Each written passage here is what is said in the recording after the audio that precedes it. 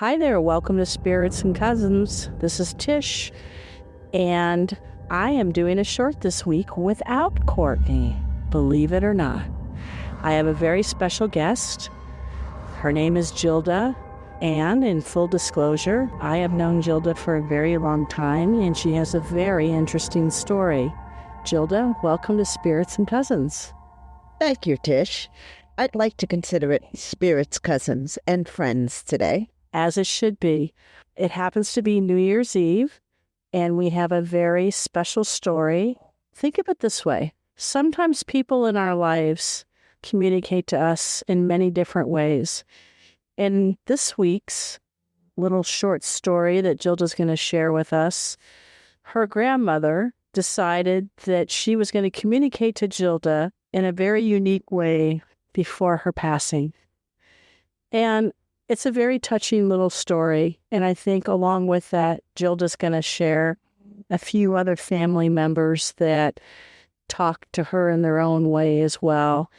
And so that's why this is it's a short little story. It's very touching, and when Jilda told us about what happened when her grandmother passed, we thought this is a perfect way to share what happens when people step over to the other side, how they say goodbye. And I do believe that Jilda is an empath. She doesn't believe it yet. I'm going to have her talk to Courtney, but I'm going to turn it over to Jilda to tell her story. But first, we have to let Jilda tell us what she's drinking on this New Year's Eve. It's not bourbon, but Courtney has given us her approval to allow Jilda to talk about something other than bourbon tonight. So I'm going to turn it over to you, Jilda. Thank you, Tish, and thank you for allowing me to talk about spirits today. Yes. Today, the spirit of choice is the botanist. It's a gin, an Islay dry gin, something I've never had before, and I'm enjoying it with a little bit of tonic and some cranberry. Cranberry is a must. Yes, and some really nice fresh key limes that you brought from Los Angeles. That's right, key lime from Crenshaw Abbey. That's right. Jilda's visiting from Los Angeles, and all of our listeners know that Courtney and I are both from here in the Monterey area. We live up here in the Monterey area. She's from Minnesota, and I'm originally here from the Bay Area and from Michigan. Jilda is visiting from Los Angeles, so we're very excited to have her here for New Year's. So we are having a festive cocktail this evening, which is why we have the cranberry juice. That's right. Wonderful winter fruit. Yes. So, Jilda, this is a crazy story, and I'm always touched when you tell it. So I'm going to go ahead and let you tell the story about your grandmother's passing, which wasn't that long ago. No, it was just a few years ago. Thank you, Tish. First, let me give you a little bit of information about my grandmother. My grandmother was a typical, boisterous Italian woman. So imagine any grandmother, Italian, in the kitchen, making her masterpieces, enjoying the kitchen, enjoying everything about the meatballs. Huh? That's my grandmother. Born and raised in New York, very opinionated, excellent meatballs. A few years ago, I had this really weird, compelling need to create my grandmother's meatball recipe. So the thing about my grandmother is you never really needed her recipe in writing. My grandmother spent years teaching us how to make her meatballs. We'd go over there. She would talk to us. She would stand with us. She would have me take over in the kitchen. She would stand behind me and talk to me, make sure that I'm putting just a pinch of salt, making sure that I'm adding the right amount of pepper, and don't forget the beef bone. So over the years, we really learned my grandmother's recipe really well. I'm not going to be revealing it here. Oh, come on. This is called Spirits and Recipes. Spirits and Recipes. Okay. I will tell you the key to a great meatball is homemade breadcrumbs. Gotcha. Homemade breadcrumbs, day-old bread, freeze it. My grandmother would tell you semolina bread. So knowing this, I wake up this one morning, I am compelled to make my grandmother's meatballs. I check the freezer. I do have day-old Italian bread. Great, check that off. But I realize I don't have ground pork. And one of the important ingredients in my grandmother's recipe is pork and beef, both ground pork and beef. Do not try with just pork. Do not try with just beef. It has to be both. And don't forget the beef bone. I didn't have beef bone. I didn't have ground pork. I go to the market. I head over to that local Ralph's.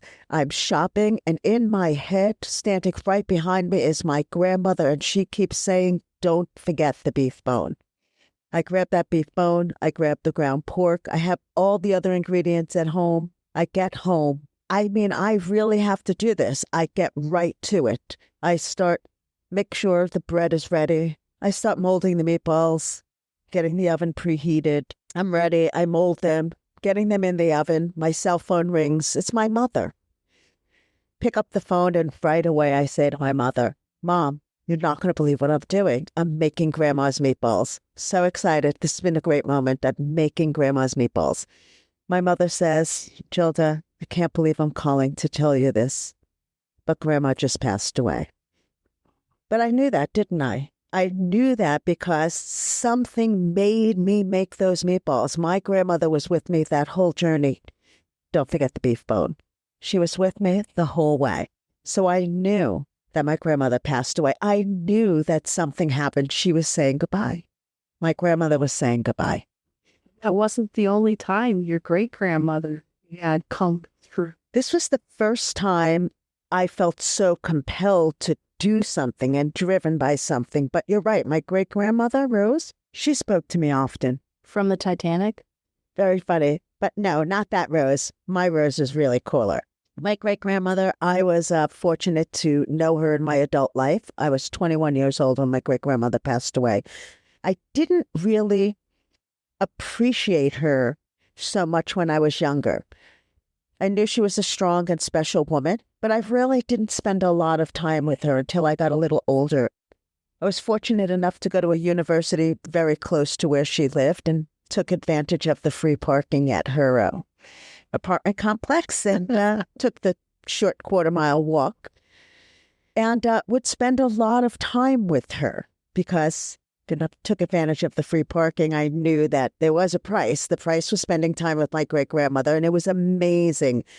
She was in her 90s. She was an older Russian woman, security guard for her building. Yep, she sat in front of her building in her 90s. She broke her nose when she was around 96 years old and decided, you're never too old to get that nose redone.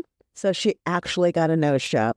Great-grandmother Rose is with me forever. She is permanently, literally tattooed to my foot. Let me tell you a story. My beautiful wife, Lizette, was away at Mexico, hanging out with her own spirits. And I was home, and I, again, was like, I want to get a tattoo. I really want to get a tattoo. My great-grandmother was with me. She was with me holding my hand because she knows I'm a wimp and that I would want to cry through the whole thing. I didn't know what I was going to get, but as soon as I walked in and I felt my great-grandmother with me, I knew what I was going to get. And I have a beautiful big rose in honor of my great-grandmother on my foot. And she was there holding your hand. Oh, she was holding my hand the whole way. And I cried a little, just a little. Wow. Well, that just goes to show you that when we think about spirits and energy and paranormal, I think there's a tendency because of all the TV shows that everyone always goes negative. And there's also a lot of very positive experiences. So even though, you had these signals and you heard kind of, these voices and you had your family members giving you messages and talking to you from the other side, one could argue that that is, in fact, a spirit or somebody coming over and talking to you, whether it, a touch or a feel or holding your hand. They're not all negative. A lot of them are supporting. A lot of them are loved ones telling you they're still there, telling you they love you, telling you, in the case of your grandmother, that she was always going to be there for you. or your great-grandmother saying she was there to help support you. So I really appreciate you sharing that with us. And the fact that you can hear these voices and you can feel these people around you is really a gift. I don't have it.